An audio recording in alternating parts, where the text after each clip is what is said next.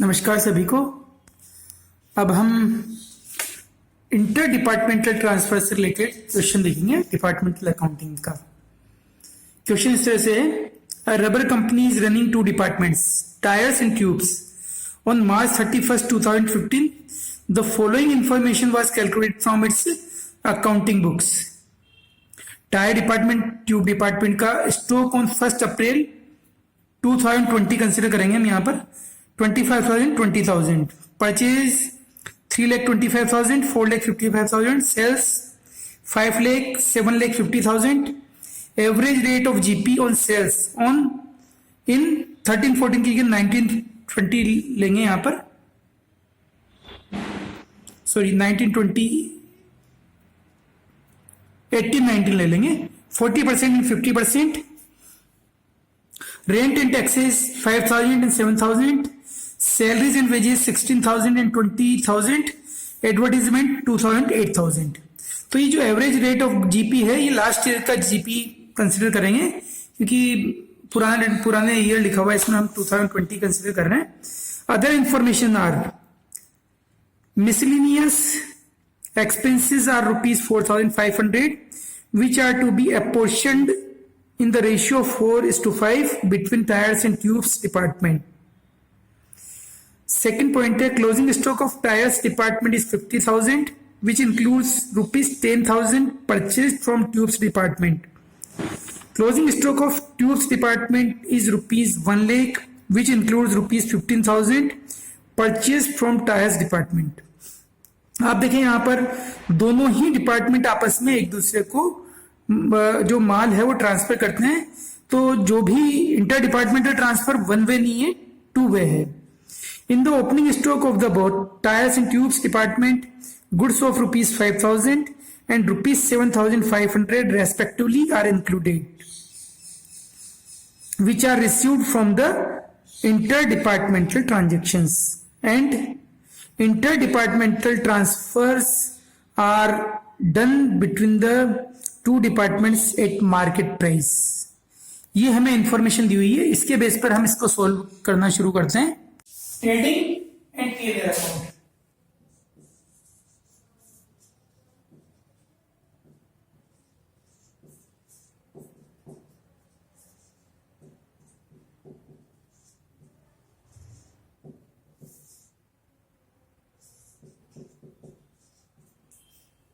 तो department trading PNL account में सबसे पहले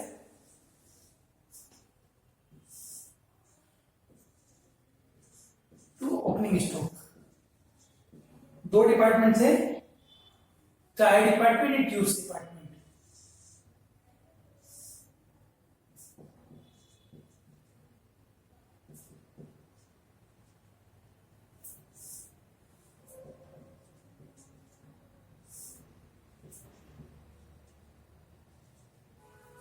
ओपनिंग स्टॉक हमें दिया हुआ है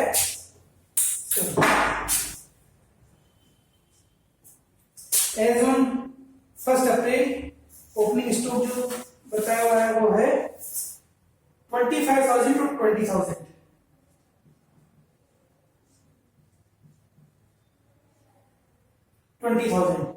purchase 3,25,000, 4,55,000।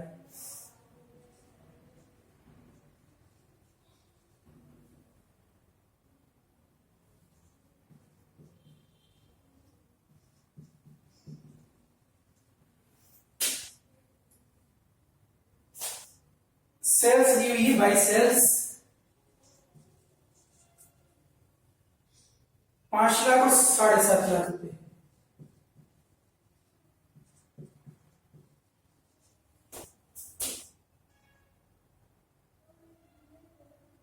Average rate of GP last year का जो दे रखा है उसके बेस पर ही हम यहां पर कैलकुलेशन करेंगे टू जीपी,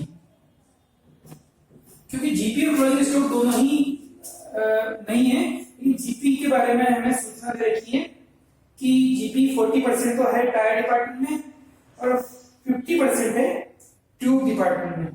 तो टायर डिपार्टमेंट में 40% लेंगे ऑन सेल्स, 5 लाख का 40% होगा 2 लाख रुपए, और ट्यूब्स डिपार्टमेंट का 50% के हिसाब से होगा 3,75,000 रुपए।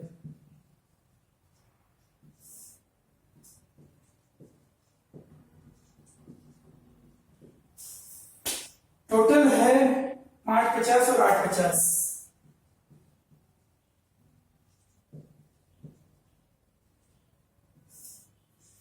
बाई सेल्स के बाद यहाँ क्लोजिंग स्टॉक बैलेंस के रूप में आ जाएगा।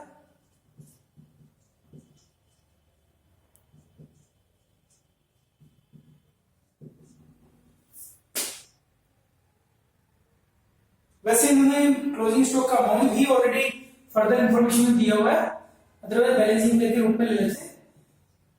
तो ये क्योंकि जीपी रेट भी से भी मैच कर रहा है, जीपी रेट पे डबल इंफॉर्मेशन दी हुई है, तो बैलेंसिंग के बजाय एज पर इंफॉर्मेशन ही क्लोजिंग स्टॉक शो कर सकते हैं।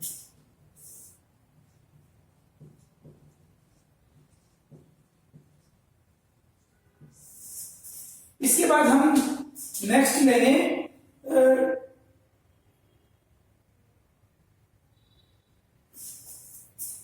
प्रॉफिट एंड लॉस अकाउंट वाला portion bye GP brought down 2 lakh 3,75,000।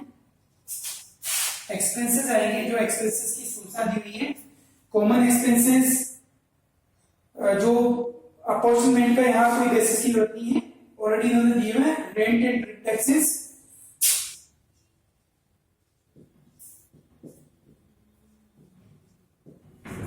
दिए हुए हैं, रेंट एंड टैक्सेस है 5,000 और 7,000। रेंट एंड टैक्सेस के बाद है सैलरीज एंड वेजेस।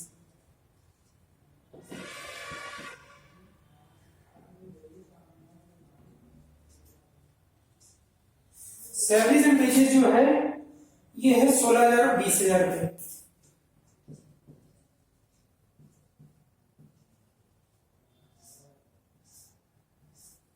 इसके बाद एडवर्टाइजमेंट,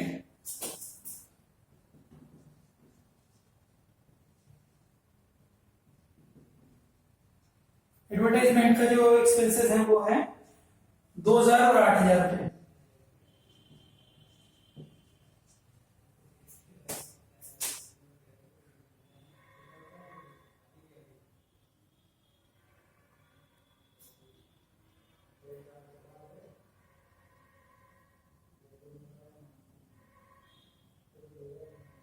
मिसलेनियस एक्सपेंसेस 4,500 है।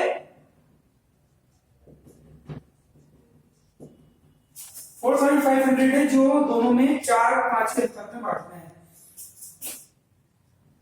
4,500 इन रेशियो 4:5 यानी divide by 9 into 4 divide by 9 करेंगे तो 500 आएगा। 500 इंटू 4 तो 2,000 तो होगा टायर डिपार्टमेंट में, और 5 रेशियो जो है वो ट्यूब डिपार्टमेंट का है 2,500। तो 4:5 में 4,500 मिसलेनियस एक्सपेंसेस यहां पर पड़ जाएंगे। तो to net profit transfer to net profit कहां ट्रांसफर होगा? General P&L account.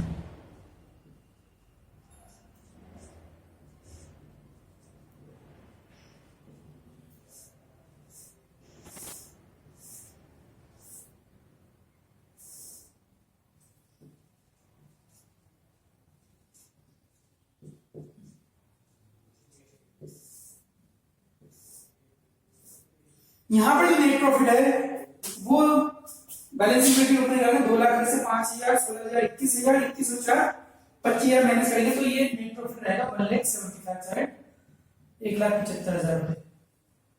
और सेकंड पोर्शन में 3,75,000 में से यहां देखें 8 और 20 28, 28 और 7 35, 35 और 37,500 माइनस करेंगे तो 3,37,500।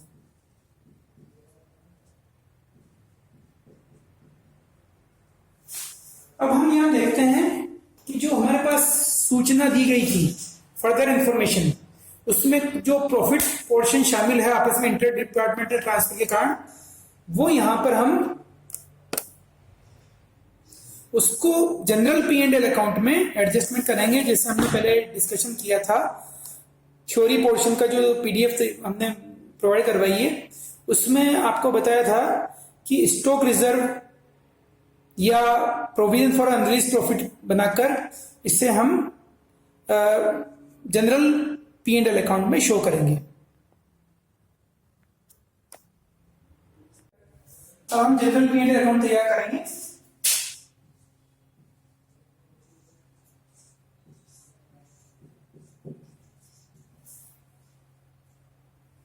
जनरल P&L अकाउंट में जो प्रॉफिट है दोनों डिपार्टमेंट का एक साथ शो करेंगे बाय नेट प्रॉफिट।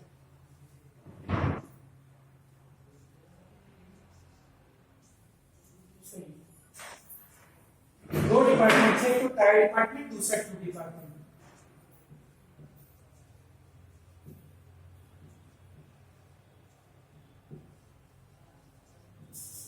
प्रॉफिट कितना था? 1,75,000, 3,37,500। टोटल इसका हम ले लेंगे यहाँ पर 5,12,500 नेट प्रॉफिट है। अब ऐसा कोई आइटम नहीं है जो कि एक्सपेंसेस या इनकम का जो कहीं कंसीडर नहीं किया हो ऊपर, जैसे interest on capital, interest on debentures, या इस तरह के डिविडेंड पेमेंट का या जनरल रिजर्व में ट्रांसफर करने का, इससे का अपॉर्चुनिटी वगैरह का कोई आइटम नहीं दिया हुआ है। केवल एक ही इंफॉर्मेशन है कि एक डिपार्टमेंट ने दूसरे डिपार्टमेंट को ट्रांसफर किया है, दोनों डिपार्टमेंट ने आपस में एक दूसरे को ट्रांसफर किया है, और कुछ पोर्शन उस स्टॉक का ओपनिंग स्टॉक में शामिल था, कुछ पोर्शन क्लोजिंग स्टॉक में शामिल था। तो इसको हम कंसीडर करेंगे रेट। इसलिए यहां पर स्टॉक रिजर्व बनाने के लिए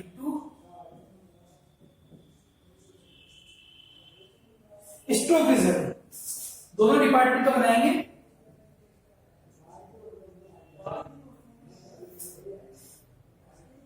क्लोजिंग स्टॉक का, और यहां ओपनिंग स्टॉक का यहां पर कैलकुलेशन दे सकता हूं। कंबाइंड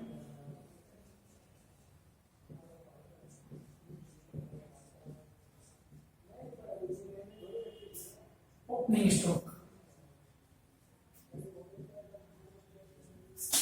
रेट ऑफ जीपी जो हमें दी हुई है वो दी हुई है 40% और 50%।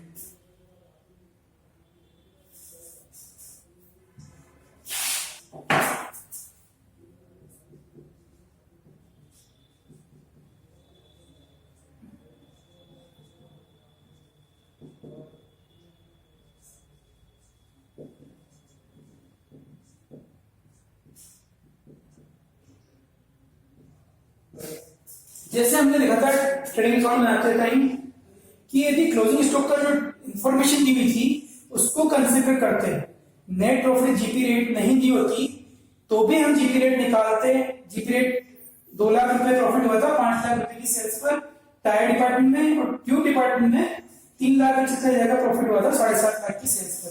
तो जीपी रेट तब भी निकाल सकते थे, क्वेश्चन में नहीं दी होती, क्योंकि क्लोजिंग स्टॉक की हमारे पास इंफॉर्मेशन थी। अब इसमें से स्टॉक रिजर्व जो क्लोजिंग का बनेगा,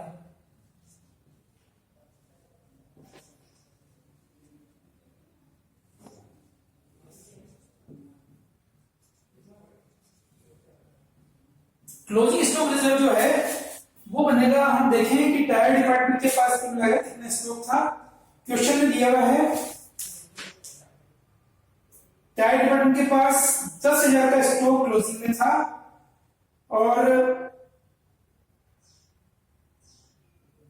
5,000 का स्टॉक ओपनिंग में था। तो यहां दोनों ही लिख देते हैं इससे रिलेटेड।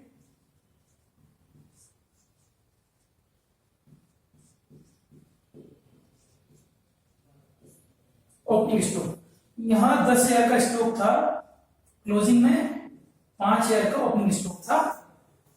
जो ट्यूब डिपार्टमेंट से ट्रांसफर होकर टायर डिपार्टमेंट में आया था, क्लोजिंग स्टॉक जो ओवरऑल क्लोजिंग स्टॉक था इसके पास 50,000 रुपए का क्लोजिंग स्टॉक,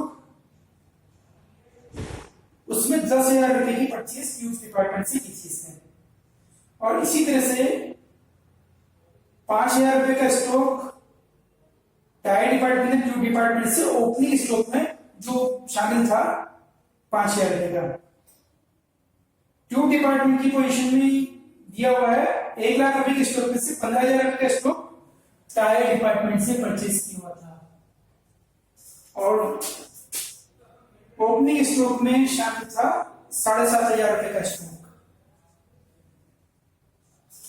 अब यहां पर हम स्टॉक रिजर्व निकालेंगे, क्लोजिंग स्टॉक में कितना पोर्शन शामिल है प्रॉफिट का, क्योंकि ट्यूब डिपार्टमेंट ने जब टायर डिपार्टमेंट को माल बेचा था, जो 10,000 रुपए का माल अभी बिना बिका हुआ बचा हुआ है, तो ट्यूब डिपार्टमेंट की जीपी रेट लगेगी यहां पर into 50% equal to 5,000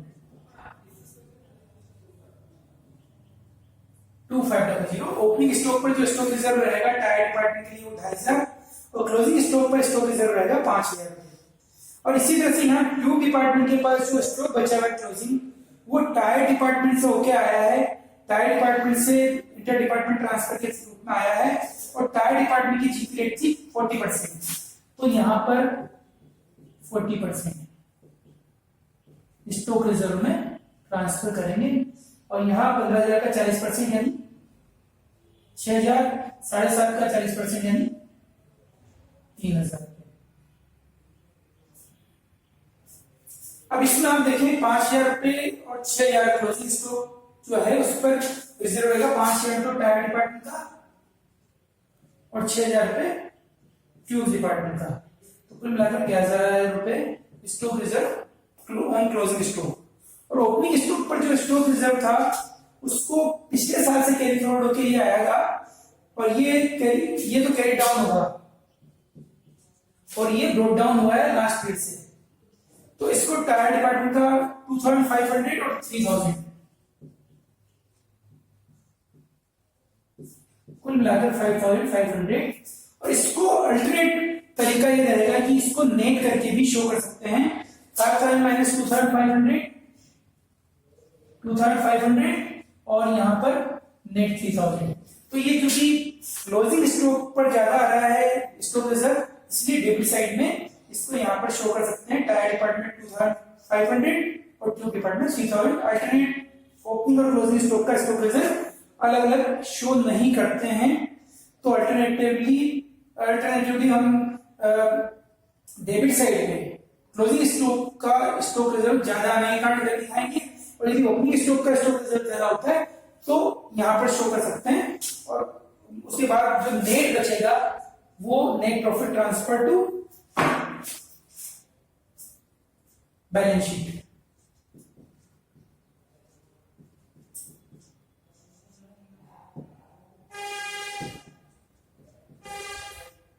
balance sheet में कैपिटल अकाउंट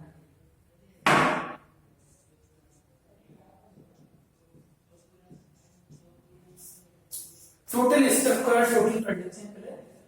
5,12,000 5 5 17 5,18,000 रुपए, उसमें से 11,000 माइनस करेंगे तो 5,07,000 रुपए, तो 5,07,000 रुपए नेट प्रॉफिट रहेगा जो कैपिटल अकाउंट में ट्रांसफर किया जाएगा। तो इस तरह से हमें पता लगा कि दोनों डिपार्टमेंट का जो प्रॉफिटेबिलिटी क्या है और कुल मिलाकर स्टॉक रिजर्व कितना बनेगा।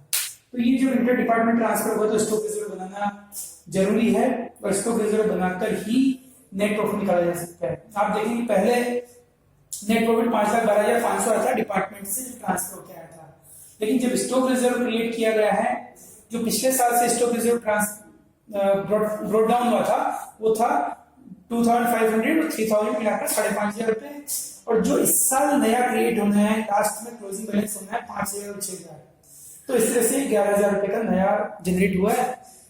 इस तरह से 5,07,000 रुपए नेट प्रॉफिट ही कैपिटल अकाउंट में ट्रांसफर होंगे।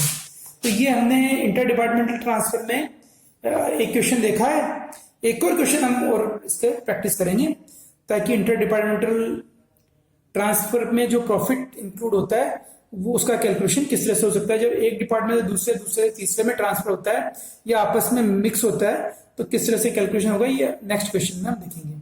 धन्यवाद।